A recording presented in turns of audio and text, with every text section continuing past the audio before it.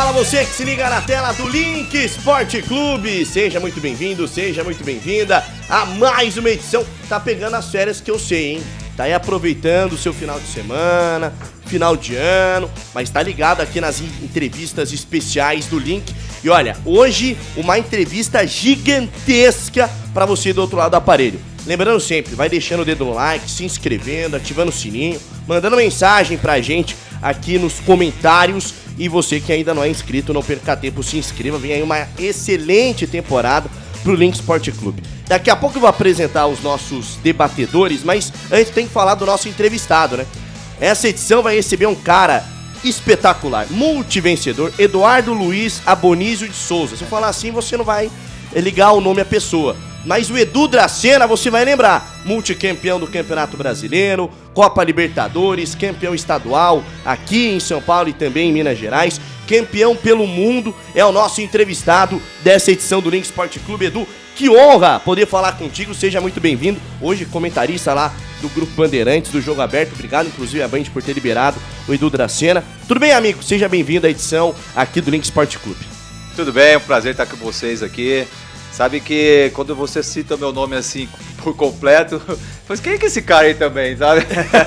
Já não se reconhece mais, né, cara? Pô, é muito difícil alguém falar pra mim, o meu nome completo. Então, mas bacana também, um prazer estar aqui com vocês. Bom, pra gente bater essa bola, essa conversa, tô aqui com o Felipe Pacincani. Tudo bem, Pipo? Tudo bem. Um abraço pra todo mundo aqui, pro Torto. Edu, satisfação revê-lo. Duas coisas. Primeiro, o Edu Dracena, pra quem não sabe, está criando uma marca de perfumes. Ah, é? Né? Não sabia? Francesa. Cheirou de trofé. Por onde passou, meu irmão? Por onde passou, meu irmão? Que isso aqui ergueu de taça. Ele fala assim, fede título, não, exala título, né? Graças a Deus, né, Edu? E segundo ponto, sempre te agradecer por você ter sido, em relação à minha pessoa, um cara muito educado. Sempre me tratou muito bem. Essa boa relação fora do futebol também é melhor ainda. Fiz um monte de coisa errada na vida e hoje eu tô aqui pra te agradecer toda a reciprocidade, enfim, tudo que você sempre me trouxe de conforto, de respeito, de compreensão. Então, velho, você é um grande cara e vai ser uma satisfação bater esse papão com você aqui. Eu falo assim, Pacincani, a gente tá nesse meio do futebol, a gente é exposto a bastante coisa, a gente erra, a gente acerta. E é claro que em nenhum momento a gente quer, de repente, prejudicar alguém. Eu acho que isso aí faz parte da vida, as críticas também fazem parte também na nossa vida. E eu pegava assim, quando eu era criticado, eu pegava as coisas boas, né? Peraí, será que ele tá falando, será que realmente é isso, realmente? Não, não é isso. Então eu jogava fora, então faz parte. O respeito e a admiração sempre vai existir da minha parte por você, por tantos outros aí também. Até porque a gente sabe que o futebol é isso, é emoção, o cara tá ali, transmitindo aquela coisa que o que tá acontecendo de repente é uma visão que ele tem, de repente não é a verdadeira, mas, cara, o respeito sempre vai existir da minha parte. Renato Tortorelli também na nossa bancada hoje. Tudo bem, Tortinho? Que saudade de você. Tá aproveitando as férias, né? Fala, Eninho! Tamo junto, mano! Boa tarde, boa noite, bom dia. O horário que você tá vendo essa bagaça. Enfim, e legal tá contigo nessa. Facinca, meu parceiro, e um prazer estar aqui com o Edu Dracena, um homem que tem mais faixa que qualquer múmia. Se juntar o que esse cara... Deu de volta olímpica, mano! Tutankhamon tem inveja dele. Eu queria mais. O Hamilton não tem de Fórmula 1 que ele andou a pé de volta olímpica. Tirando, velho. Exatamente. Você é louco, monstro, mano. Que honra ter ele aqui. Agradeço, obrigado, irmão. Caramba, gente, vamos começar o nosso papo, obviamente, falando muito da história do Dracena, né? Que teve passagem pelo Olympiacos, depois pelo Fenerbahçe, né? Do futebol da Turquia, que é um povo muito apaixonado, mas teve uma passagem muito marcante pelo Palmeiras, né? Passou pelo Santos, pelo Corinthians, mas chegou no momento de um Palmeiras que estava olhando para esse novo futuro, para essa nova era. Marcantes. Diga. A do Santos. Não, a gente vai entrar nesse assunto do Santos. As duas, né? Que mas simbólicas. Nessa sua passagem pelo Palmeiras de 2016 a 2019, marcou também um renascimento do Palmeiras, né? O Palmeiras que vinha da conquista da Copa do Brasil, mas depois engatilhou o Campeonato Brasileiro e tal. Como foi viver de perto e como foi essa transição de passar pelo Santos, depois pelo Corinthians e do Corinthians pro Palmeiras? A gente sabe que a rivalidade aqui em São Paulo é danada e trocar de um time pro outro assim, de uma temporada para outra, sempre é um desafio muito grande. Chegou a duvidar sobre... Aceita o projeto do Palmeiras nesse momento, mesmo estando no Corinthians? Foi uma questão para você na época?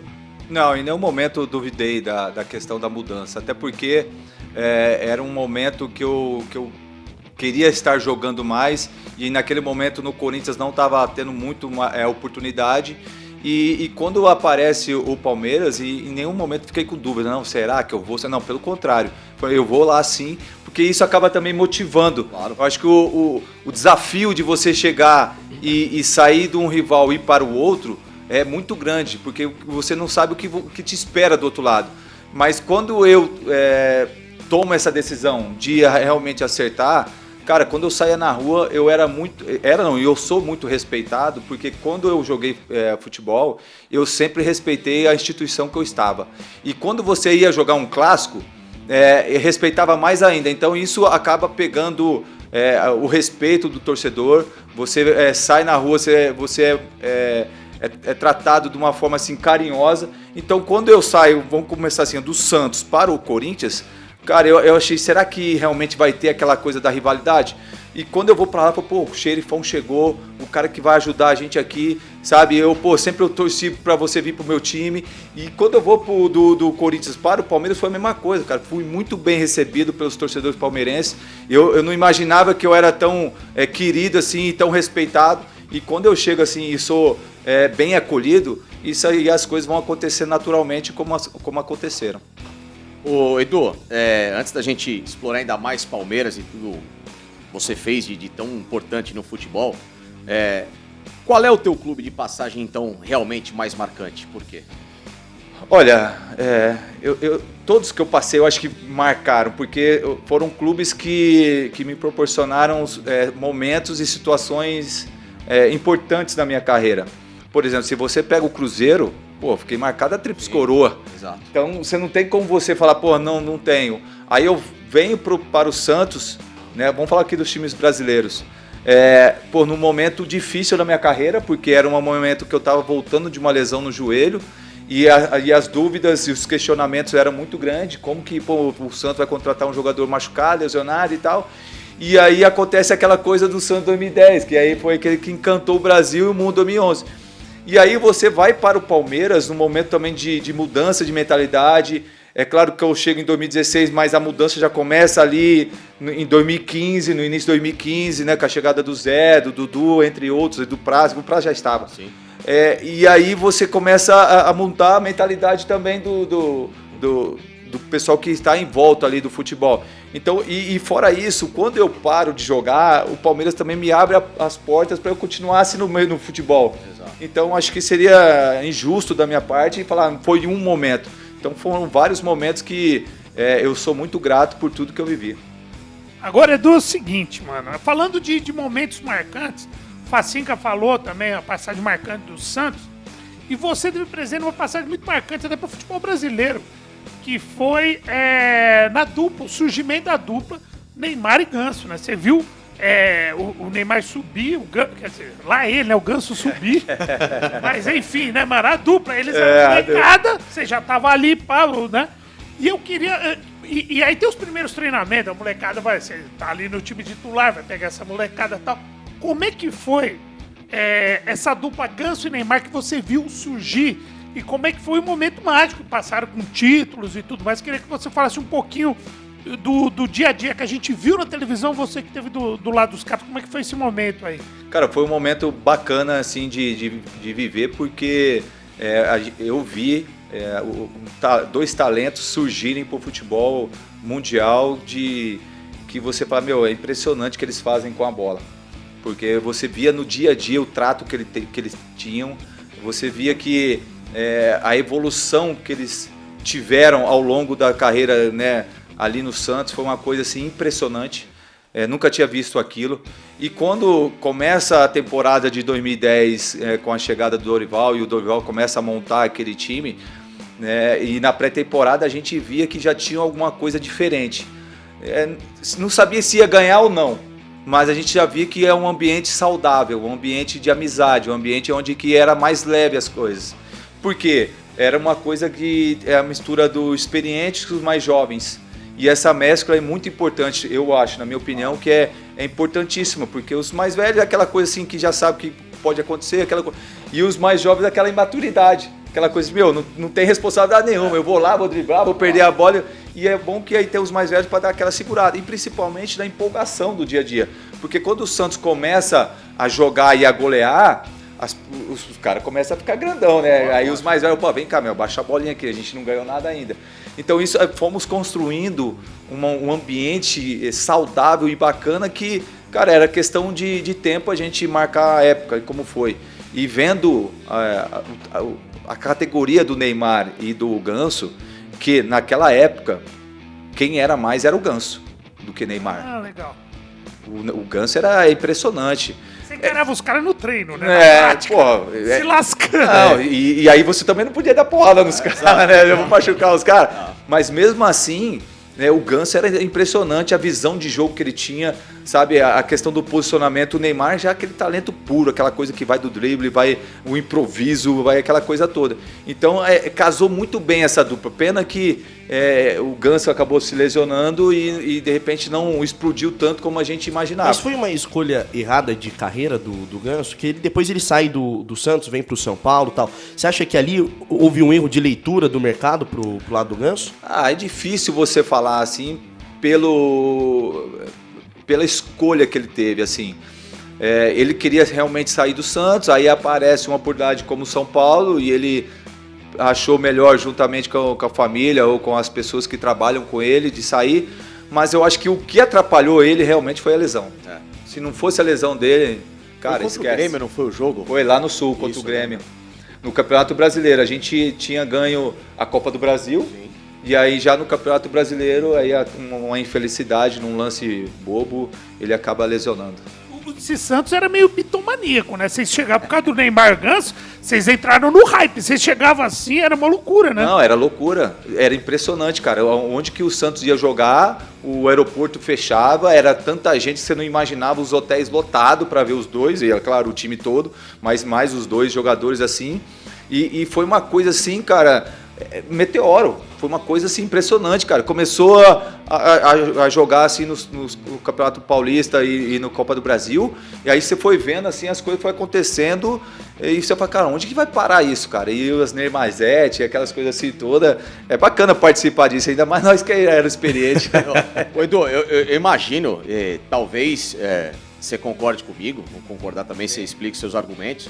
Mas em termos de popularidade de tudo isso que foi criado, midiaticamente, foi o time que mais te projetou em termos de repercussão, né?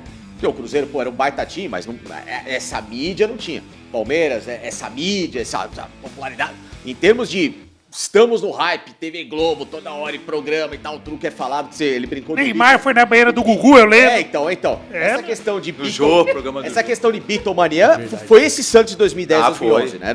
Isso aí não tem comparação. Isso aí era uma situação que não tinha como você... Era impossível blindar, mensurar, né? Você não tinha como mensurar onde esse Santos ia chegar assim com relação ao fanatismo, né, dos torcedores, porque...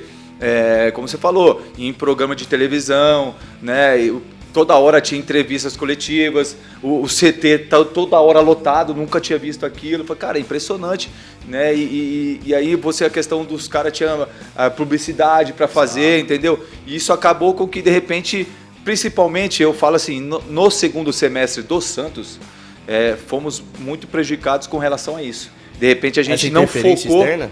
Essa interferência externa? Porque de repente a gente não focou, porque o campeonato hoje é diferente, né? Você começa e vai até o final do ano, Copa do Brasil, Libertadores, né? E o Brasileiro, nossa época ainda não, era do início do ano até o meio do ano. Então quando você acaba conquistando isso, você queira que se ou não, você acaba tirando o pé. Opa, já ganhei um Já tô na estadual. Libertadores, ano Já que ganhei um vem. estadual, já ganhei uma Copa do Brasil, outro ano ganha a Libertadores, tem um Mundial no final do ano. Então, tirou um pouquinho do nosso foco. Hoje, eu olhando para trás, eu falo assim, poderia ter feito diferente. Poderia ter... Você falou do Mundial, eu queria entrar nessa questão, porque ontem, inclusive, eu conversei com o Marcelo Beckler, ele que vive o dia a dia do Barcelona há muito tempo. Qual foi a preparação do Santos para aquele Mundial, para o Intercontinental do final do ano? Realmente o clima dentro do vestiário dá para jogar? Temos algo para propor diante do Barcelona? Ou o Santos entrou de uma maneira, hoje, você vendo o que foi o jogo, desconcertada para aquela partida? Não, eu acho que a preparação, é claro, quando você não ganha, sempre vai faltar algo, né? Mas só que até antes do juiz apitar, todos nós acreditávamos que ia ganhar. Ia ganhar sim. Tanto é que a gente foi assistir o jogo da semifinal no estádio, o Barcelona passou sufoco com o time árabe lá, ganhou de 1-0, não sei se, não me lembro o recorde quem fez o gol. E a gente olhou um pro outro assim e falou, cara, eu acho que dá pra jogar de igual pra igual. Dá pra sonhar. Dá. E aí a questão que eu vejo assim sempre foi a questão de você não ter essa, como eu posso dizer, esse intercâmbio. Por exemplo, de a gente estar jogando contra eles sempre, não é só um jogo. Então, de repente, o estilo de jogo dele... nós não estávamos acostumados com relação a que ele perde... quando você perde, pressiona e recupera a bola. Nós aqui, a gente não estava acostumado com isso. Então, quando a gente recuperava a bola, eles já, no automático, já recuperava de novo. Aí você tinha que correr atrás dos caras. E era aquele time do tic-tac, pô. Tanto é que o Barcelona, o Guardiola, no livro dele, fala que foi o melhor jogo dele comandando o Barcelona, foi na final do Mundial. Então, pô, você pega um dos melhores times do mundo, né? Pega o melhor jogo que fez com o Guardiola contra, na minha opinião, um dos piores jogos do Santos, e isso acabou combinando com 4-0. Esse pior jogo, Edu, muita gente atribui àquela mudança de estrutura que o Muricy fez, de trazer o Bruno numa escalação e o Elano né, tinha mudado de função também.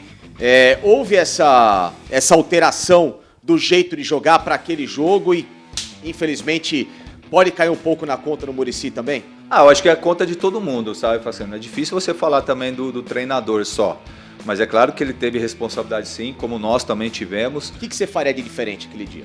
Olha, eu colocaria o time que jogou a semifinal, porque o time que jogou a semifinal era a linha de 4 ali, que era o Danilo, eu, o Durval e o Bruno Rodrigo. Uhum. E aí jogou o meio de campo, acho que era o Henrique, Arouca, Elano, e aí eu acho que era o Ganso, Neymar e Borges. O Borges, isso. Entende? Então ali, só que aí ele fez mudanças, aí ele pega e tira, eu acho que ele tirou... O Elano, né? Tirou o Elano e colocou o Léo, e aí fez tipo uma linha de 5 ali atrás, onde que o meio campo fica meio forte, né? O forte do Barcelona era o meio de campo, e aí a gente tinha menos jogadores ali no meio de campo. E aí onde que o Barcelona conseguiu jogar de uma forma assim tranquila, mas até você começar o jogo, a gente achava, como falei, achava que dava, uma estratégia que acabou não dando realmente certo. Mas olhando assim hoje, você pegando o time do Santos, era um timaço, pô. Daria para encarar de igual para igual e um resultado diferente. Falando em jogos históricos, tem jogo... Você ainda continuar com esse? Claro, vai lá. Esse jogo tem algumas particularidades. Aquela famosa história de que o Neymar teria jogado vendido, Edu. Isso entrou no vestiário, tinha mesmo, gerou algum tipo de desfoque por parte dele também, aquela coisa de você entrar e ver o Messi em campo, o cara fica mais vidrado num ídolo do que de fato concentrar no jogo pra você respeitar o cara ganhando dele. Como é que foi lidar com essa situação, você que era capitão do Santos? Porque isso aí pegou também todo mundo de surpresa, mas pegou todo mundo depois, nem na hora a gente ficou sabendo disso. Ninguém sabia que... Mas tendo essa informação hoje, olhando pro que aconteceu lá, você acha que bateu diferente no Neymar? Essa informação já tá vendido? Porque ele sabia. Com certeza, ele sabia e agora, se você pegar o jogo dele, do Neymar, também ficou devendo, como todos ficaram devendo. Entende? Aí, mas só que aí tem essa questão do motivo. Pô, o cara tava vendido, aí você vai jogar contra o seu próximo clube, de repente quando um cara que você é seu ídolo. Então eu acho assim, ninguém sabia dessa negociação, uma negociação que ficou somente entre eles ali. Agora, cara, eu não vejo assim que foi o culpado, ou que atrapalhou, ou que aquela coisa. Realmente o Santos não jogou bem, ninguém jogou bem ali, ninguém conseguiu jogar da forma como a gente treinou. E o que eu te falo sempre, que a gente vem falando aqui, Facincani, quando você fica 6 meses esperando para jogar um jogo, é complicado. É de matar, né? É difícil, porque você acaba perdendo foco. O jogador que era um dos destaques do nosso time, aquele dia, o Adriano, o volante, muita bola. não jogou porque machucou. Então, você acaba perdendo essa situação. Então, agora, do jeito que é hoje, de repente poderia sair um resultado diferente. Ainda para não ser, eu sei que não é monólogo meu, calma, é que é só para não sair do assunto do Santos também. Não sei se vocês iam perguntar isso também, eu peço até desculpas. Ô Edu, você como capitão, como é que foi lidar com o Neymar? Com toda essa popularidade, com o cara também, você falou, às vezes sobe um pouco, puxa aqui o balão, vem pra casinha, senta um pouquinho, vem esperar. Ainda mais com aquela história do Dorival, que culminou com a demissão do Dorival, um cara que é muito fechado, que deve ter um carinho gigantesco por tudo que fez, por ter criado aquele time, o cara sai por uma atitude intempestiva e a gente vê até hoje, infelizmente, o Neymar tomando esse tipo de situação. Como é que foi lidar com isso? O que você falou pra ele? Como é que você enxerga o que possa ter acontecido pro cara, infelizmente, ainda ter tido esse tipo de postura? Cara, como a gente falou no início, as coisas aconteceram muito rápido. E quando acontece rápido, de repente você não está preparada para determinadas situações. E quando aconteceu aquela situação, né, do jogo contra o Atlético Goianiense, que houve aquela discussão dentro do campo, aquela briga toda, até então nunca tinha acontecido nenhum problema no nosso elenco. Sim. Nunca tivesse nada, assim, é claro que tem alguma discussão, mas sempre foi resolvido ali internamente. Tempo e bola, né? Dentro e ele tranquilo.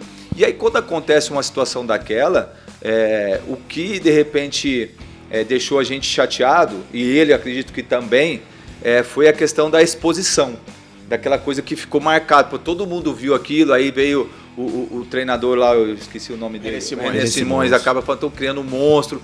E aí, cara, ele não é esse tipo de pessoa.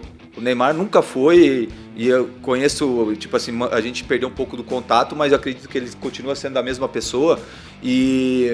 Só que aí quando tem uma atitude como aquela, você tem que ter uma punição assim, para você não dar exemplos ruins para os que estavam lá no Santos. E aí quando o presidente chega e conversa com o Dorival, vamos punir ele, um jogo só, vamos ficar de fora. E aí nós falamos pro presidente na época, presidente, tem que ter, porque tem que dar exemplo. Porque senão todo mundo aqui daqui a pouco vai querer fazer bagunça, e aí? Que não vai ter mais comando? Então eu falei, não, tá tudo certo.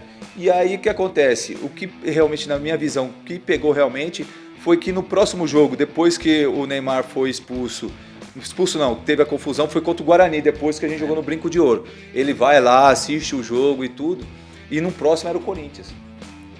E aí o Dorival não convocá-lo, aí eu acho que pegou ruim aí com a questão com a diretoria, e aí foi com que foi a demissão. Mas tanto é que depois já tinha se acertado, dia a dia ali depois, sem problema nenhum. Mas foi a questão realmente depois que ele não levou pro jogo. Fala, Turtinho. Agora é o seguinte, falando de jogos que tem mais que 90 minutos, tem jogos que atravessam décadas, cara, que parece que o jogo não acabou, que fica na memória. O Naviraense tá até hoje jogando. Naviraense, pô. Tadinho. Foi 9, foi 10? 10. Agora um jogo que tá na memória de muita gente, inclusive da minha, que não trouxe pra nenhum dos dois clubes. Aquele jogo Flamengo 5, Santos 4, é Neymar contra Ronaldinho Gaúcho, e a gente pra televisão, cara, olha, o que eu falei, não sou santista, não sou flamenguista, mas depois você deitar, você não conseguia dormir, eu falei, o que aconteceu aqui, né, pelos nomes envolvidos, pelo jogo, a quantidade de gols e tudo mais. Como é que foi viver aquilo, os bastidores desse jogo histórico? Como é que foi, velho? Eu sei que ele vai... Pra me lembrar vou falar aqui, uma porcaria. Porque... Não, você vai ficar pistola assim, mas... porque, porra...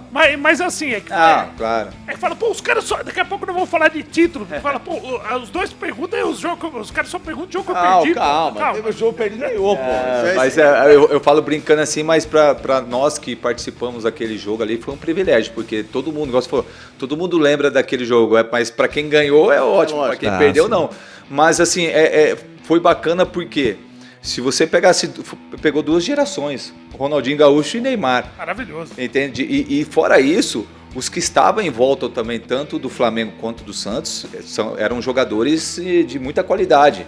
Você pega o Borges na frente, né, do Flamengo, o David, o Thiago Neves, você pega o nosso Arugans. Então, para você ver os 2 timaços que tinha.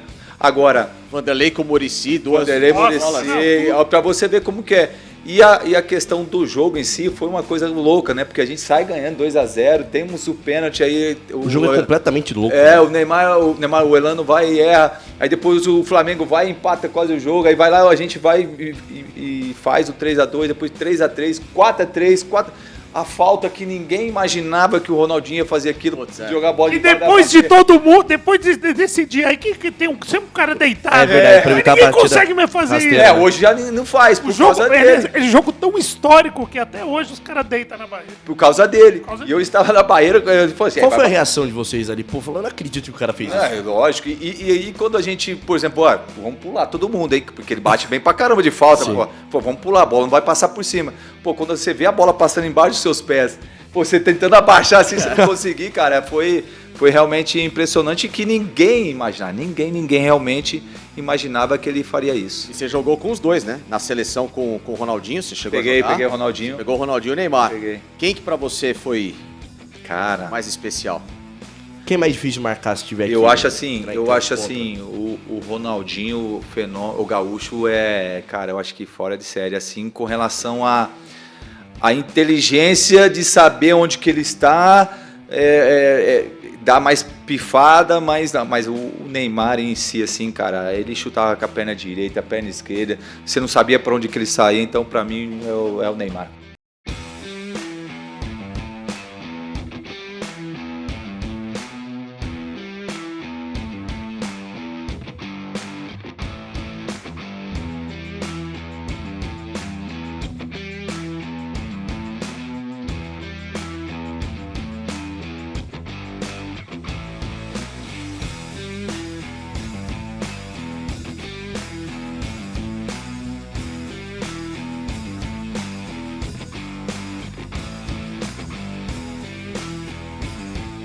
E eu tô aqui na sua frente hoje, né? E eu lembro de 2021, 2022, eu tava numa redação, o pessoal tá falando, pô, o Edu foi pro Santos, né? Agora depois de aposentado e tal. E foi aquele período de transição com o Andrés Rueda, o Santos tentando se encontrar, tal, uma nova era também do Santos. Falei, pô, o Edu é um cara muito corajoso. Porque eu lembro dele saindo do Santos e indo pro Corinthians, do Corinthians pro Palmeiras, não é qualquer jogador que faz essa transição de um time pro outro. Tem que ter muita confiança no próprio trabalho. Quando você vai pro Santos, você vai ser diretor executivo. Você era assessor, né, no Palmeiras. Isso, assessor técnico. Quando você vai pro Santos, qual era a promessa pra você? Você acabou se desiludindo com a direção do Santos naquela oportunidade? Porque depois da eliminação contra o Deportivo Táchira, você pede demissão. Você não é demitido do Santos. Como que foi também esse processo de amadurecimento que falou, pô, isso daqui não dá pra mim, cara, a situação não tá legal, é melhor que eu saia do clube? Cara, quando eu tô no Palmeiras, exercendo essa função de assessor técnico, e é uma função, cara, difícil também, não é fácil, porque hoje você lidar com os profissionais, né, eu era o elo ali da diretoria, né, jogadores, comissão técnica e diretoria, então você ficava no meio ali, tinha vários problemas que eu tinha que resolver. Quando eu não tinha capacidade para resolver tal problema, aí eu passava para frente, falava, isso aqui já não é a minha função, isso aqui passa para o Anderson Barros ou até mesmo o Cícero na época. E aí aparece a situação do Santos. Eu sempre tive um carinho e eu tenho uma gratidão muito grande pelo Santos, cara, em todos os clubes que eu passei. Mas o Santos mais ainda porque ele abriu as portas para mim quando eu estava ferrado, assim, machucado o joelho. Então, e aí quando aparece uma situação e o presidente chega para você e faz o seguinte, você vai vir para cá, você vai ter a carta branca, você vai fazer o que você quiser no futebol e tal e tudo.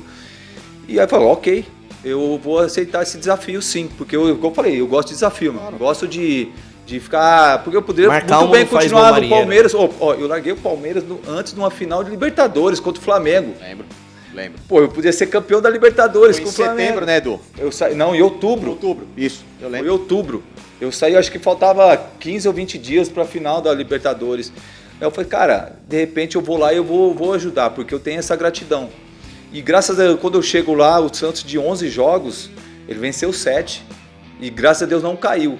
E aí quando você vai para fazer um serviço mesmo, um trabalho que é seu realmente, aí você vai contratar o Facincani, ele fala assim, não, o Facincani não dá.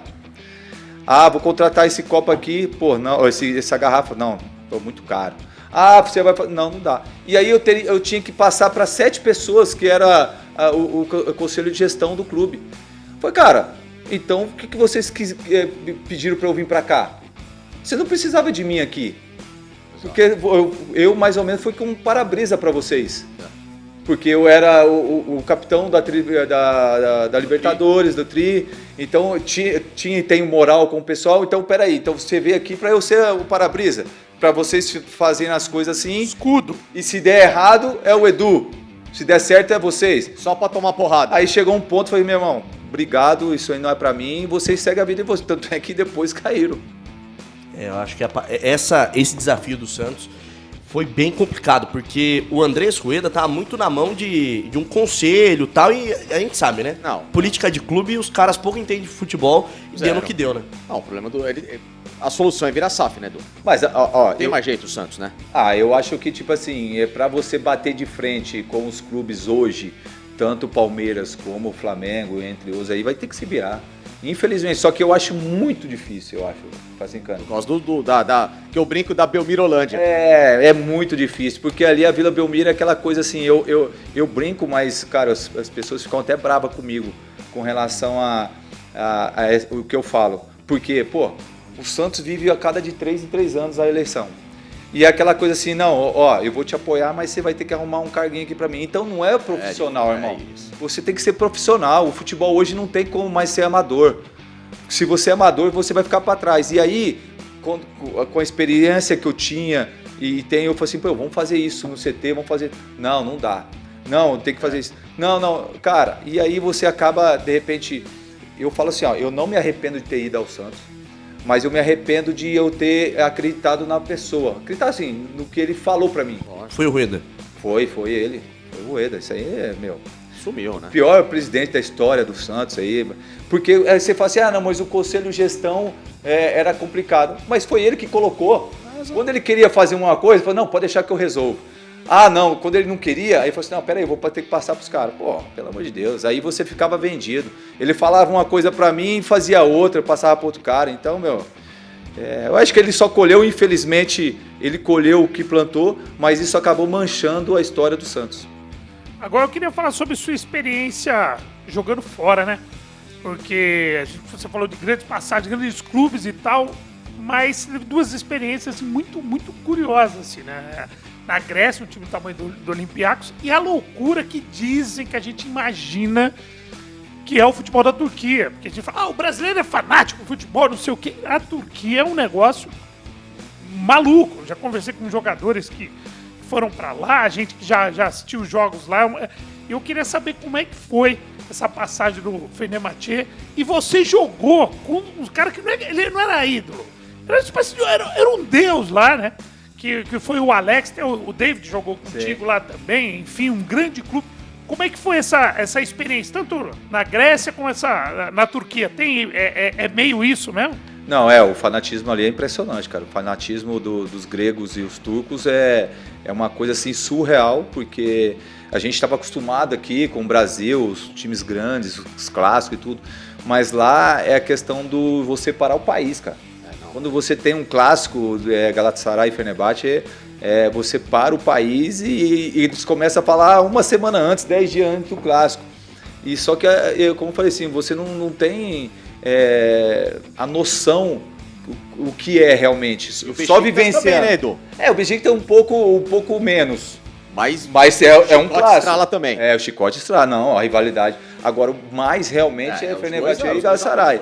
Né? E lá o Olympiacos e o Panathinaikos. Entendeu? Que também para o país. Né? Para Você o país. teve essas 2 experiências. Tive essas 2 experiências. Claro que a do Olympiacos um pouco mais jovem, ainda não sabendo realmente o tamanho de um clássico, mas quando eu chego, assim, por exemplo, na Turquia, quando eu fui contratado, eu liguei pro Alex, falei assim, Alex, e aí, como que é aí, cara? Como tá? Aí ele falou, não, Edu, pode vir de olho fechado, irmão. Você vai ver que você vai adorar aqui, porque os caras são fanáticos, porque não passava pra nós aqui, a gente não tinha questão ainda da rede social, da internet, pra você saber como que é o canal transmitindo quanto é jogo. Entendeu? Fenerbahçe ou Fenerbahçe? Fenerbahçe. Vai, Fenerbahçe. Mas um fala Fenerbahçe também, que não tem... No Rio Grande do Sul deve ser Fenerbahçe. E aí... o clássico, cara, é uma coisa assim surreal que eu nunca vivi realmente na minha vida. É uma experiência única que quem de repente não tem a possibilidade de jogar, mas tem a possibilidade de assistir ao vivo realmente, cara, Qual clássico aqui no Brasil se assemelha? Cara, é Corinthians e Palmeiras. É enorme. Putz, lá é... Corinthians e Palmeiras... só que um pouco a mais ainda. E o Alex lá era uma loucura mesmo. Não, o Alex é onde que ele vai... Ele é reverenciado aqui e tudo mais, diz que lá era outro patamar. E outra, fora isso, cara, mesmo os torcedores dos outros clubes lá, eles têm um respeito. Eles te tratavam como realmente um artista, como um jogador profissional, sabe?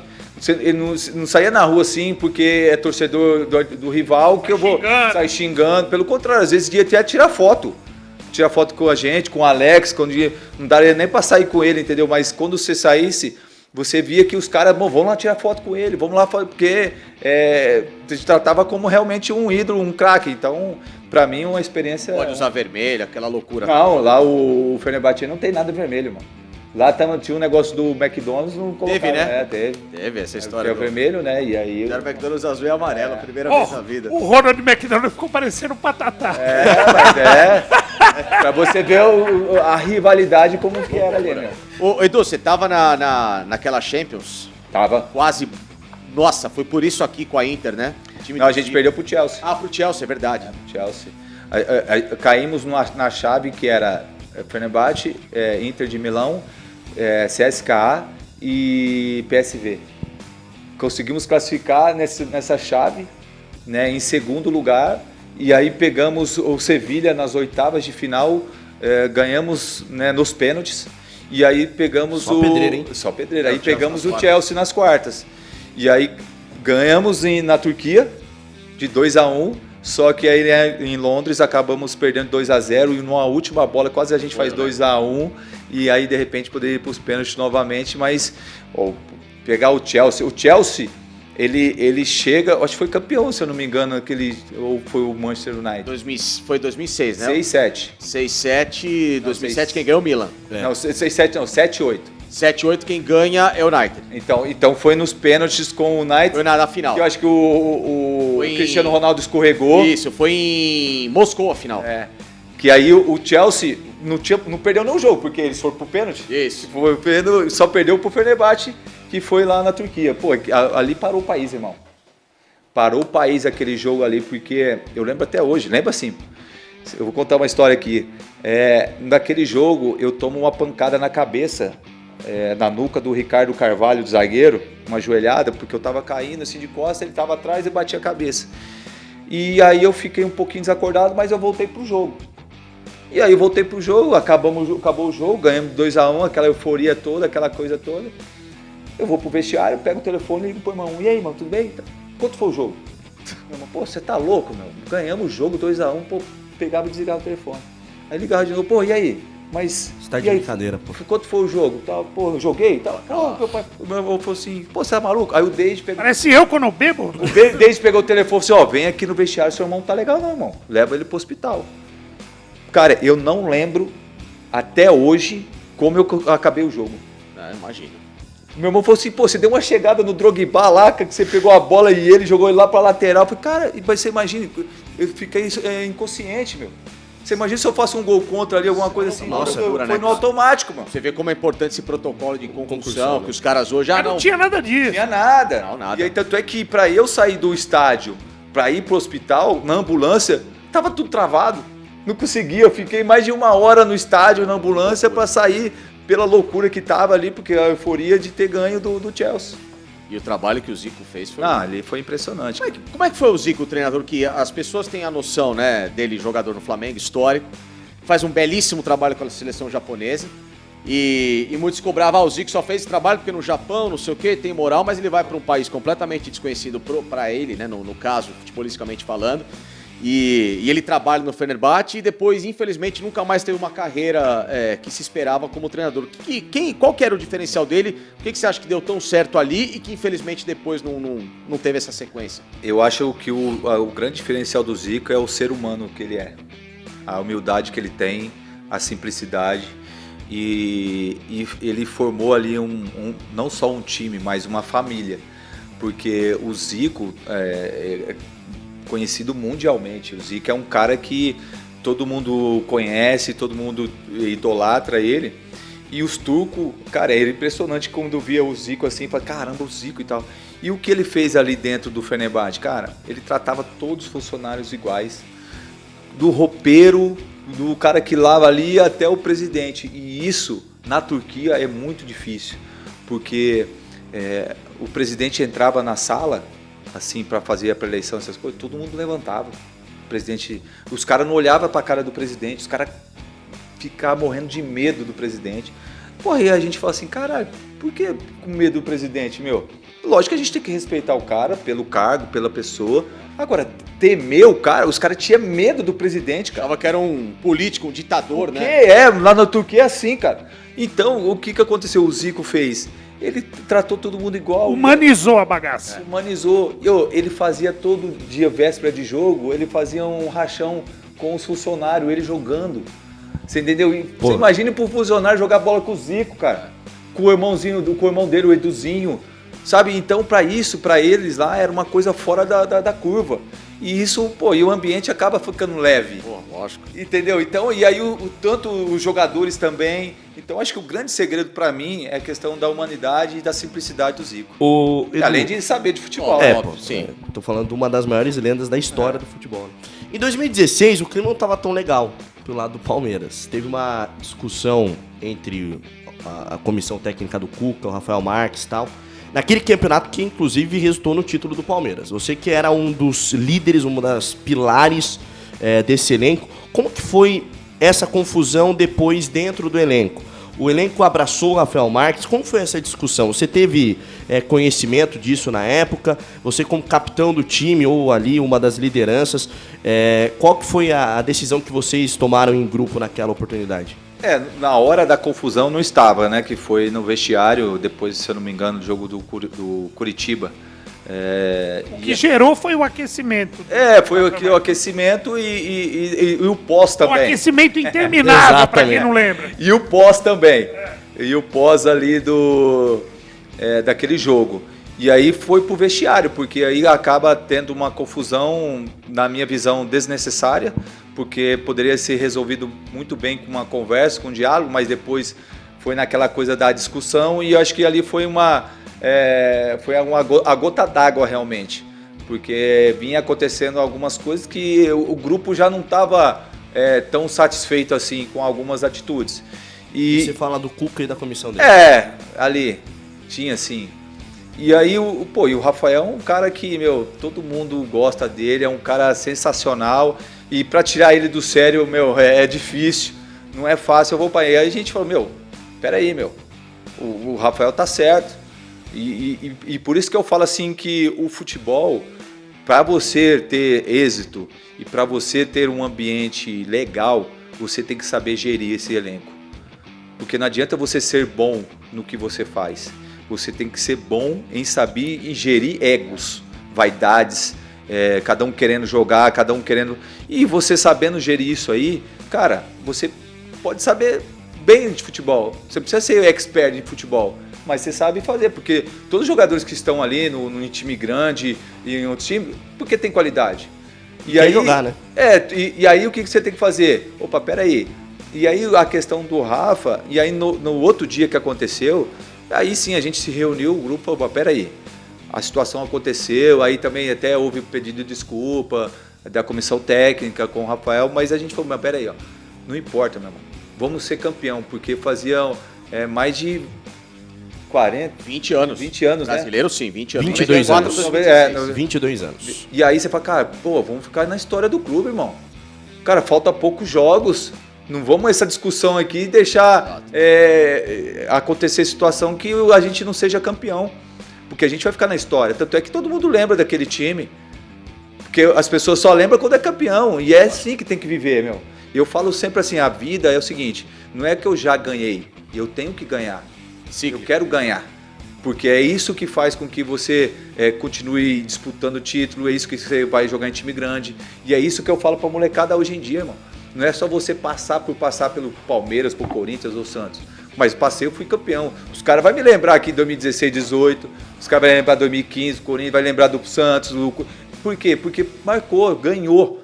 E é assim a vida. Só que infelizmente hoje, muitos se perdem na questão do momento, só quer viver o hoje. Não, eu quero parecer mais do que o outro, não tô tocando a bola porque eu quero fazer o gol da decisão. E não, cara. E por isso que eu falo assim, sempre assim, eu falo sempre, foi campeão em todos os clubes. Porque eu chegava nos clubes e falei, cara, comigo não tem vaidade. É lógico. Eu quero ganhar. Não importa. Tanto é que em 2016 eu cheguei para ser titular, só que eu fui pro banco e toda vez que o Cuca colocava, eu ia lá e jogava. E eu falei assim, sabe o que eu vou fazer com ele? Eu vou fuder com ele. Porque ele vai me colocar escalar, e eu vou jogar pra caramba e eu vou colocar dor de cabeça. Agora, você imagina se eu ficasse de biquinho. Você, o cara tá lá, o cara... Eu não, eu quero jogar, eu quero ganhar, eu quero estar aqui junto com todo mundo, irmão. E é isso que às vezes a mentalidade falta Desculpa falar palavrão. Não, aqui é casa, pô. Os caras põem os pin na edição lá, a gente resolve. Daí palavrão que já falei aqui, era pra ser demitido, Felipe Facini. Edu, eu abri o programa te agradecendo, porque pela primeira vez eu vou falar nesse assunto diretamente com um cara que esteve envolvido num elenco e numa situação da qual foi o pior momento da minha carreira. E que eu, fora dos microfones, acabei pé da vida. Todo mundo sabe que eu sou palmeirense. Ao mesmo tempo também tenho o meu senso jornalístico de fazer análise. Como eu falo assim, eu falo de Santos, embaixo do que você quiser. Eu adoro futebol, futebol é minha vida. E foi quando eu fiquei fora do ar, num grupo, e acabei falando um monte de abobrinha. O pior momento que eu mais me arrependi na vida, de um áudio xingando aquele jogo Palmeiras. E Água Santa. Agora eu tô lembrando. Revoltado com aquilo. E foi um momento... Ô, Edu, agora que eu tô lembrando. Pô, era você? Não fala. Não, deve saber. Foi o pior momento da minha vida. Profissionalmente, falei com um monte de jogador, mandei as favas, porque foi aquilo que você falou no começo. Pô, às vezes o torcedor tá pé da vida, vai lá... E acabei sendo vítima de alguém que pegou aquilo lá que foi num grupo de trabalho, vazou e deu no que deu, se tornou uma baita, numa repercussão ruim, inclusive com o Paulo e enfim, né? Edu, por isso que eu te peço publicamente perdão, e nem tinha te xingado. Falei, até no áudio eu falei, Paulo... ele queria me aposentar. Eu falei, não, Edu, coitado. Ex-atleta. Edu não tem culpa, né? Porque eu tava falando um monte de coisa e eu pedi... Cara, assim, foi um momento imbecil e aprendizados de vida, né, Edu? Aquele jogo foi uma virada de chave por ter sido um resultado, à época, tão vexatório por um time que tinha tanta possibilidade. Por que eu falo vexatório, tá? E não é depreciar. Vexatório por quê? Na minha condição. Em 2015, aquele time ganhou uma Copa do Brasil e era um timaço. Era um timaço. Você estava no Corinthians, né, num time que foi brilhante. Depois a gente quer falar sobre esse Corinthians que eu cobri no dia a dia.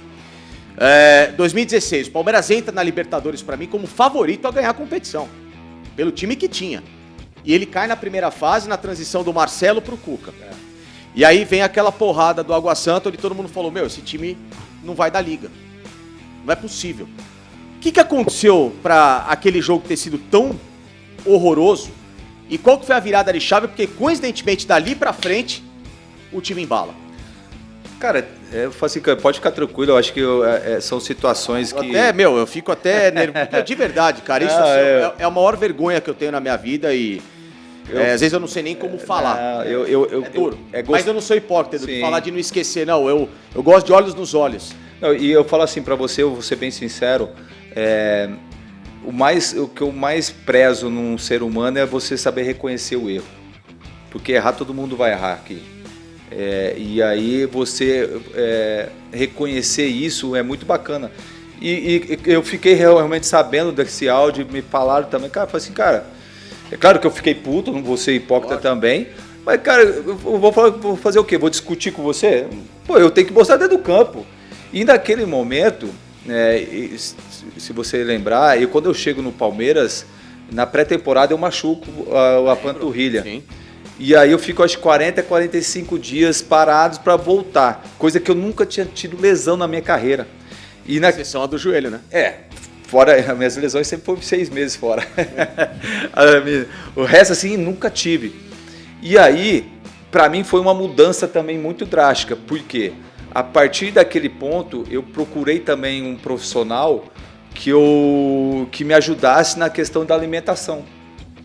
Porque eu sempre fui um cara que me cuidei, sim. Mas só que nunca por um acompanhamento profissional. Que aí eu fui num nutrólogo e ele acabou mudando a minha questão da alimentação, que a partir daquele ponto, né, da lesão, fiquei mais um pouco, aí no meio do ano eu faço esse acompanhamento e depois acontece o que aconteceu. Eu nem te critiquei, não. Eu falei, não, o Edu mesmo. Não. O Edu não tem culpa. Mas olha só. Mas, enfim, e aquele ponto foi uma situação de mudança de gestão, que você falou, foi o Marcelo de Oliveira, começou a pré-temporada, e aí aquela pré-temporada que a gente fez foi em Itu, e aí, né, choveu muito, acabou com que a gente nem se preparando adequadamente. E aí pegamos uma fase de grupos assim, muito mal, que foi contra o Rosário. Nacional e o River Plate do Uruguai. E aí a gente acaba, até quase foi na última rodada, a gente quase classificou ainda, né? Que jogamos lá em Rosário, e aí eu acho que empatamos 3-3. Jogou muito. E poderia que até se a gente tivesse ganho, a gente poderia passar. E depois daquilo, acho que esse aí foi o Água Santa. Água Santa. E aí a gente perde da maneira... Para nós também foi vexatório pra caramba, porque você perder, com todo respeito pro Água Santa, tinha acabado de subir da segunda divisão do Paulista, ganhar em Presidente Prudente da maneira como foi, cara, ninguém saiu satisfeito aí, todo mundo puto. Só que quem que coloca a cara para bater e quem tá ali somos nós. Exato. E nós assumimos a responsabilidade com a chegada do Cuca, que coloca na cabeça de todos que vamos ser campeões brasileiro, que depois daquele jogo contra o Santos na Vila Belmiro, que a gente é desclassificado na semifinal, ele fala aquilo e fala também no dia a dia ali nosso.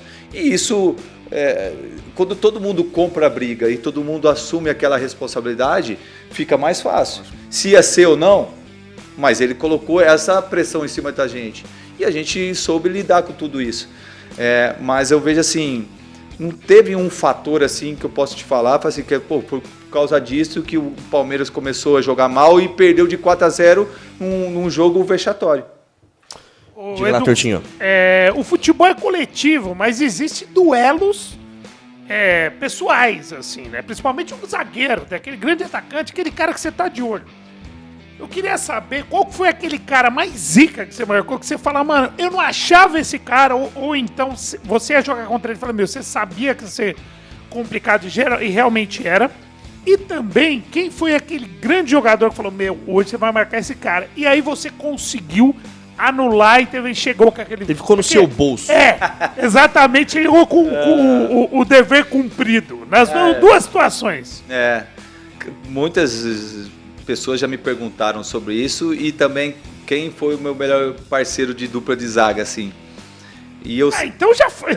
E aí eu vou até responder, porque eu falo assim, porque pra mim é muito difícil fazer isso aí, porque seria injusto da minha parte falar, né, que foi um ou outro. Por exemplo, teve no Santos, Durval, joguei com o Lugano, fiz a dupla de zaga no Fenerbahçe, fiz aqui no Palmeiras com o Vitor Hugo e o Mina também, no Corinthians fiz com o Gil. Agora, eu peguei atacantes, fora de série aqui na época. Peguei Luiz Fabiano, eu peguei o Imperador, peguei o Washington Coração Valente. Eu peguei, o Oséias na época. Eu joguei contra o Palmeiras em 99, que é aquele time campeão paulista, Libertadores pelo Guarani. Olha pra você ver o time dos caras. Pelo Guarani. Eu pelo Guarani, que era... O Nunes, Osés e Alex, os caras tudo voando. Eduardo Luiz, antes era Eduardo Luiz, não era nem Edu Dracena. Porque o Betozinho falou, não, Edu Dracena não é nome de zagueiro, é Eduardo Luiz. E aí, cara, então, peguei Edmundo, peguei Romário, peguei esses caras todos, entendeu? E quando Edilson, Capetinha... Cara, se você falar um Que ou outro... safra, né? Porra, olha só, cara, você fala assim, cara, era difícil demais. Só que, para um outro lado, foi, cara, quando você ia jogar contra esses caras, eu, particularmente, eu me preparava e me concentrava muito mais do que eu fazia. Falei, cara, eu não posso bobear. Não posso só rezar, né? Eu não posso O piscar, foco cara. aumenta, né? Não posso piscar. O Romário ainda é aquele cara que ficava... Você dava nada pra ele. Fala, o Romário tá morto Silencioso. hoje. Se fingir de morto, Tá né? morto hoje. Ele vai lá e fazia, porra... Então, eu falei, cara, nesse jogo eu não posso piscar. Onde que ele tiver, eu vou estar perto dele. Então, acho que assim, eu fui um cara privilegiado que eu peguei grandes jogadores, né, de jogar contra e a favor também que... Ainda mais duplas de zaga. O Edu, e ainda em cima disso, te faltou uma Copa em 2006 ou 10, né? Cara, Ou não? eu falo assim, Facicane, eu não sou um cara frustrado por não ter ido numa Copa. É claro que era meu sonho disputar uma Copa do Mundo, que é o sonho de todo mundo. Só que se você pegar assim friamente, a minha geração e a safra que o Brasil tinha de zagueiros, cara, era uma safra muito boa.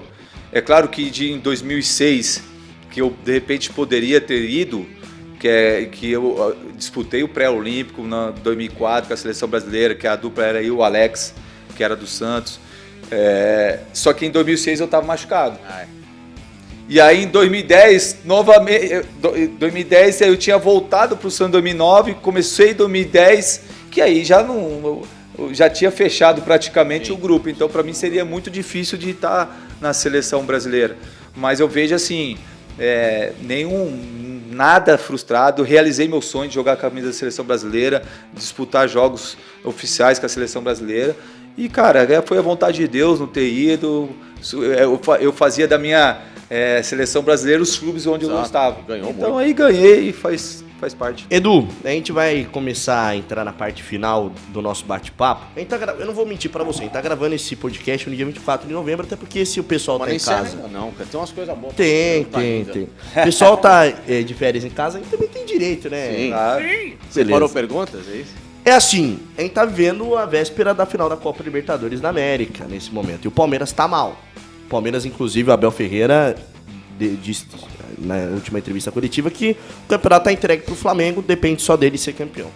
Você já trabalhou com o Abel Ferreira, inclusive foi campeão da Libertadores em 20 com aquele elenco do Palmeiras enquanto parte da diretoria. Essa decisão, hoje, o Palmeiras entra como azarão. O trabalho do Abel Ferreira no ano é bom ou ruim, da maneira que você analisa? Porque hoje, tava vindo pra cá, tava lendo algumas matérias, o Estadão pontuou que o final do ano do Corinthians, caso seja campeão da Copa do Brasil, pode ser até melhor do que do Palmeiras, uma vez que o Palmeiras tenha perdido a final do Campeonato Paulista, apesar dos pesares do Corinthians, pode ser melhor do que do Palmeiras. A temporada não é boa? não, se você pegar friamente e questão de títulos, não é boa. Mas a gente também não pode menosprezar o trabalho que o Abel vem fazendo ao longo, não só desse ano, dos outros anos também. É claro que aqui no Brasil é questão de título. O cara ganhou é bom, o cara não ganhou não é. Eu acho assim, quantos treinadores já passaram pelo Corinthians, próprio Flamengo, próprio São Paulo, Santos, e o Abel tá ali já há quase 5 anos, ganhando, porque também se não ganha, o pessoal vai cobrá-lo também. Mas eu entendo que o momento hoje do Palmeiras não é bom por vários fatores que eu penso. Primeiro, eu acho que o desgaste dos jogadores tá muito grande, principalmente mental. Se você pegar, cara, os caras foram pro Mundial, não ganhou, mas foi lá e disputou, não tiveram férias, sabe? E isso pesa muito. Mas o Flamengo também. Mas espera aí, o Flamengo, na minha visão, ele tem um elenco mais recheado do que o Palmeiras. Não que o Palmeiras não tenha, mas se mais você... cascudo, talvez. Mais cascudo, acho que com mais... o Felipe tem mais possibilidade de jogadores para que ele possa utilizar. O Pedro caiu fora, o Pedro tá fora, o Bruno Henrique tá fora, mas tem o Plata. O Plata tá fora, mas tem o Bruno Henrique, tem o Everton Cebolinha que agora ele tá recuperando. Então se você pegar de nomes, o Flamengo é superior, mas a gente também não pode menosprezar o trabalho que o Abel faz com relação a esse elenco. E eu falo assim, é um momento que o Palmeiras tecnicamente não está bem. No Campeonato Brasileiro, eu acho muito difícil o Palmeiras ser campeão, eu sinceramente, né? O Palmeiras conseguiu liderar o campeonato em várias rodadas, só que agora bobeou muito. Em 5 jogos o Palmeiras em 4 jogos fez só 2 pontos, pô, de 12 disputados. Não pode, numa reta final, você perder tantos pontos assim, principalmente jogando dentro de casa, diante de um Vitória, né? Jogando contra o Santos, por mais que seja na Vila Belmiro, mas você tinha que somar ponto, diante do Mirassol fora de casa também. Então foram vários fatores. Agora, uma final de Libertadores, cara, envolve muito a questão emocional de cada time. É claro que o Flamengo chega melhor pelo momento, mas essa final, irmão, eu acho que é a final da vida de todo mundo ali, do Flamengo também, mas do Palmeiras. Você imagine o quão gostoso vai ser o Palmeiras sendo tetracampeão único do Brasil. Então acho que o Abel vai saber trabalhar essa questão do emocional, da questão da tática, e os jogadores também assumir a responsabilidade que eles não estão bem. Caíram tecnicamente, mas só eles podem reverter isso, porque só eles estão ali dentro. Então eu acredito muito que o Palmeiras possa ser campeão da Libertadores. Ô Edu, você participou do processo de mudança do Vanderlei para o Abel. Sim. Né? Como foi, por que se troca o Vanderlei? E quem trouxe, quem indicou o Abel? E quem era o Abel Ferreira, que trabalhou com você em 2020 para 2021? E se ele mudou muito para 2025? Olha, a mudança do Vanderlei, né, quando ele sai, foi até pego de surpresa, porque o Vanderlei tinha ganho o Campeonato Paulista, realmente o time não estava jogando um futebol convincente, houveram ali umas situações de alguns jogadores que não estavam bem, o próprio Scarpa na época, o Veiga, tanto outros ali que não estavam rendendo da forma que todos nós imaginávamos. Só que aí houve acho que perdemos para Curitiba. Sabe?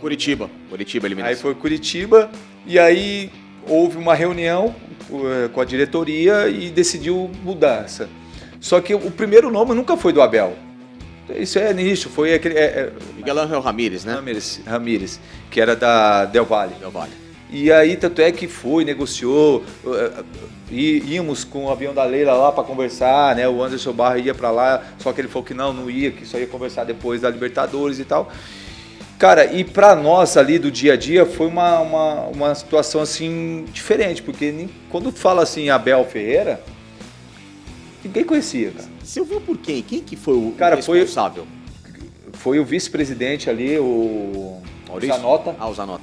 O Zanota, que o irmão dele é diretor de futebol, que é lá dos Estados Unidos, que acaba indicando o Abel Ferreira, que ele tinha feito um belo trabalho no Braga, e aí ele estava no PAOK. Exato.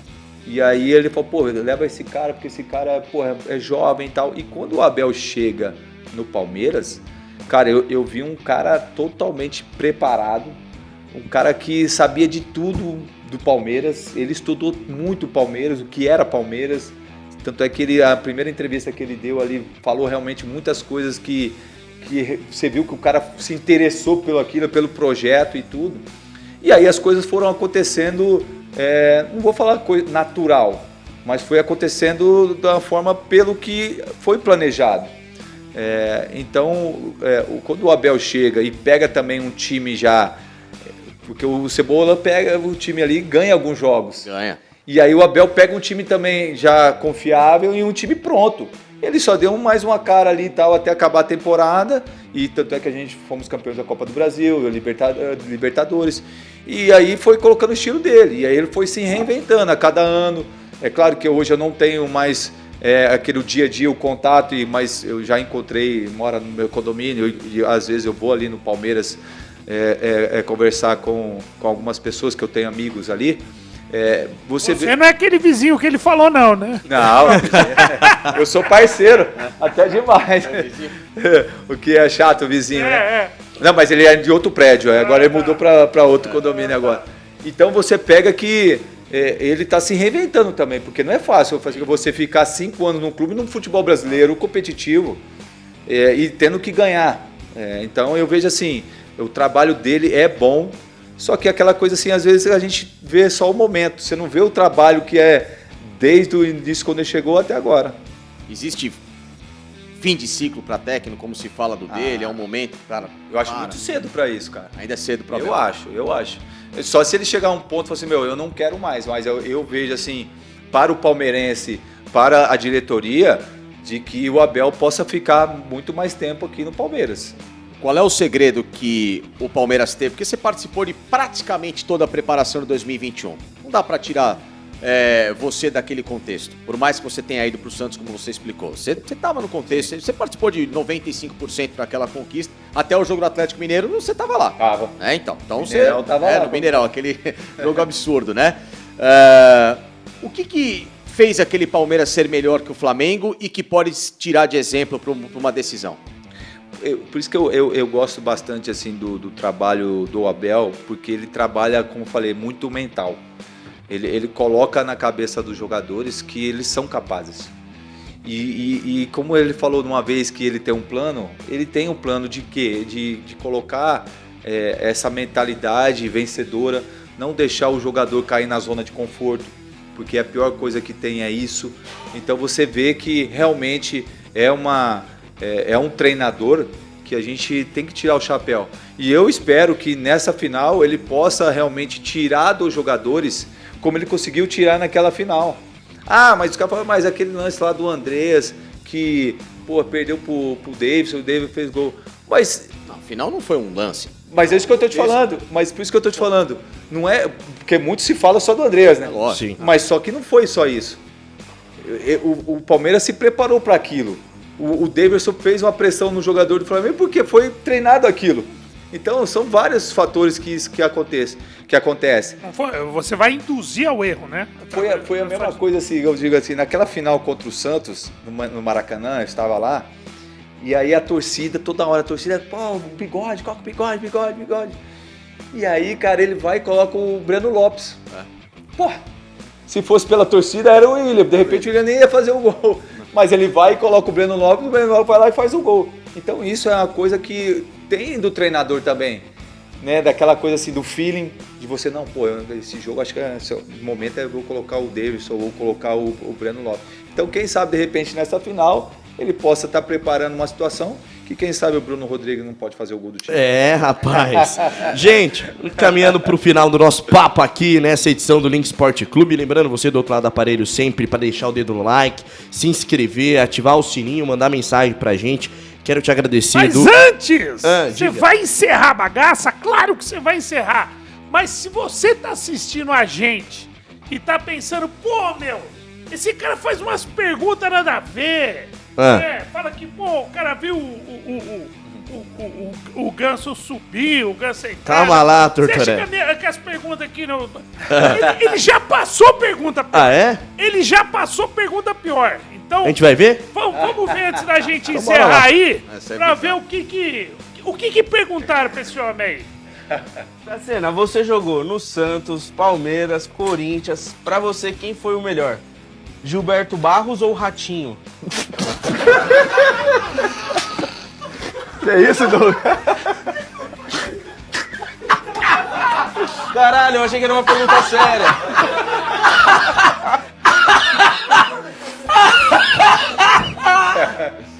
Vai perder nossa.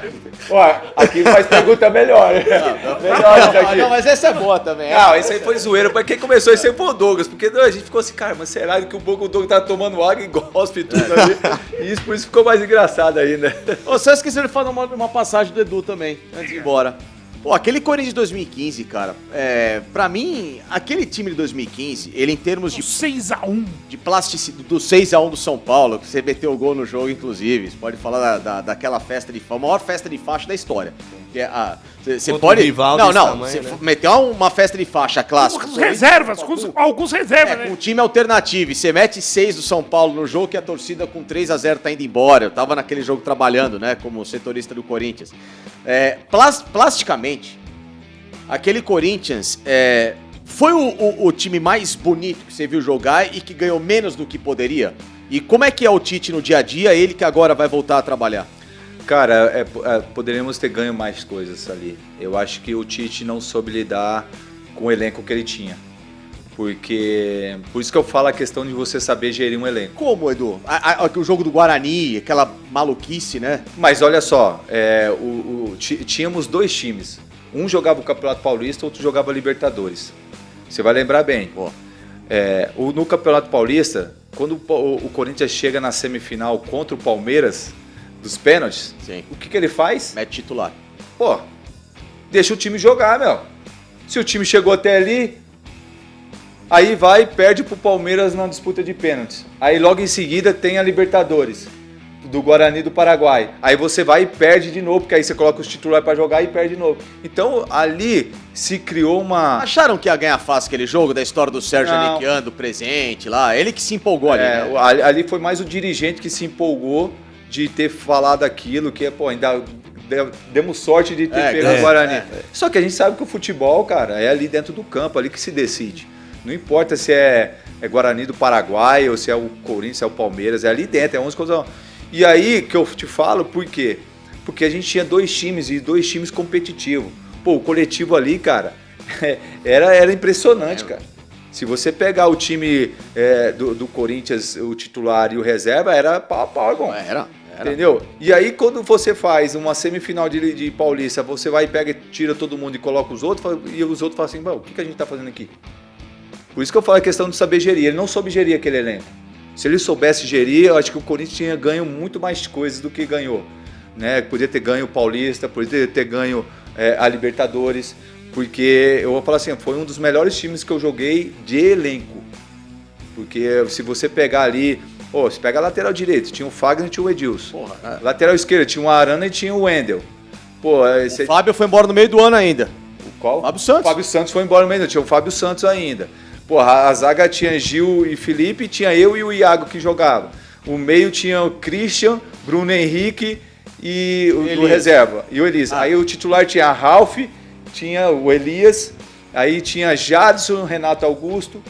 Aí na frente tinha o Wagner Love, tinha o Malcolm. Danilo entrava fazendo. Tinha o Romero. Então, pra você ver o time que tinha e ele não soube gerir isso. Então, por isso que eu acho que. É engraçado que o que o pessoal fala que uma das características, uma das qualidades do Tite é gerir, né? Não, naquele elenco ele não soube. Naquele elenco ele não soube gerir. Você sai do Corinthians por causa do Tite? É um dos motivos, porque o que acontece? Eu queria jogar. E aí, quando aparece a oportunidade de eu sair do Corinthians, eu tinha ainda contrato mais 2 anos pelo Corinthians. Sim. E aí eu falo com ele, falou assim, Tite, o negócio é o seguinte, apareceu uma situação pra mim e eu quero saber a sua opinião, que você conta comigo ou não. Aí ele fala pra mim, você é um cara experiente, você sabe o que é melhor pra sua vida. Eu falei, então tá bom, obrigado. Foi assim? Foi. Porque se ele fala, não, eu conto com você aqui, não sei se você vai jogar tanto, se você vai... mas você vai ser importante pra mim. Eu ia ficar. Lógico. Agora, do outro lado, o cara tá me ligando, você vai ser importante, vem pra cá, você vai ser um capitão aqui, vai me ajudar e tal, e tal, e tal. Peraí, mano. Da mesma forma o Cuca, né? Ou seja, Edu, te prometeram 2 minutagens maiores e você sai do Corinthians por uma minutagem baixa, jogando muito bem, porque o Tite vai e coloca um moleque na época, o Felipe era moleque, né? Enfim, né? Cara, e ele jogou bem. Jogou bem. Só que aí eu questiono, não porque quando a gente joga aqui, você vai lembrar bem, Corinthians e Palmeiras no Allianz Parque, aquele gol do Danilo. Sim, lembra. Só que aí, aquele jogo eu joguei no Corinthians. Lembra. Só que aí naquele jogo, pós-jogo, a gente ia jogar na Libertadores, na pré-Libertadores, contra o Once Caldas. Sim. E aí aquele jogo eu joguei bem. Foi, cara, ele vai me dar sequência. Porque me contratou pra isso, pra vir jogar. Mas aí ele chega e me coloca no banco. O Corinthians voou baixo contra o Então, me coloca no banco, aí eu tenho por nada, eu entro e jogo bem, aí ele depois não me dá sequência. E aí aconteceu outros fatores que eu não vou aqui expor, né?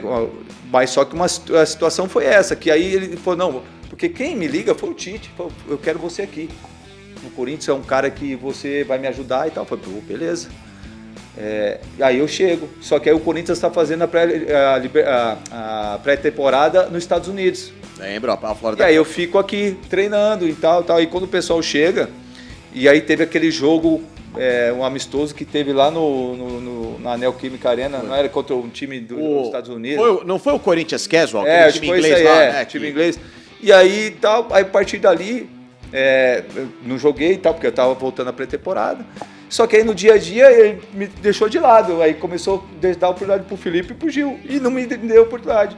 E eles aproveitaram bem, não tô aqui justificando. A questão foi, ele me trouxe. Sim. Se eu te contrato é pra quê? Pra jogar. Se eu não render como eu vim aqui no Palmeiras. Me colocou no início. Eu não consegui performar no início, opa, velho, vai pro banco. Depois vai dar outro. E assim é a vida, só que lá não foi diferente.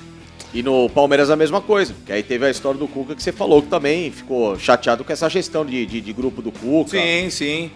Tanto é que... A relação com ele é Não, profissional. profissional. Cara, eu sempre procurei resolver meus problemas, igual você, olho a olho. Acabou ali, meu irmão, beleza, não vai ser meu amigo, mas aquela coisa do respeito. Pô, te respeitar e tudo, mas não quero contato. Só isso. Gente, ponto final no nosso entrevista aqui com o Edu Dracena. Ainda entrevista. mais Essa foi enorme, sucesso pra você nessa nova fase, né? Como comentarista lá no Grupo Bandeirantes. É o que eu falei, todos assim, os eu não dias. sou comentarista, eu estou comentarista. Não, Então eu tô aprendendo a cada dia, cara, estando aqui com vocês também é um aprendizado também pra mim, porque é uma situação que é diferente agora, porque eu tenho que analisar e de repente criticar. É difícil, mas é uma função que agora eu tô exercendo, que eu espero cada vez mais melhorar e tá ajudando também. Pô, você tá voando baixo lá com a Renata, com o Luiz, só parceiro e lá. agradecer ao Grupo Bandeirantes mais uma vez por ter liberado o Edu Dracena pra estar aqui com a gente. Valeu, Facincani, valeu demais, Renato Tortorelli. nóis. Obrigado a você do outro lado do aparelho. Nós voltamos numa próxima edição com outra entrevista aqui no Link Sport Clube, você sabe, o canal dos campeões.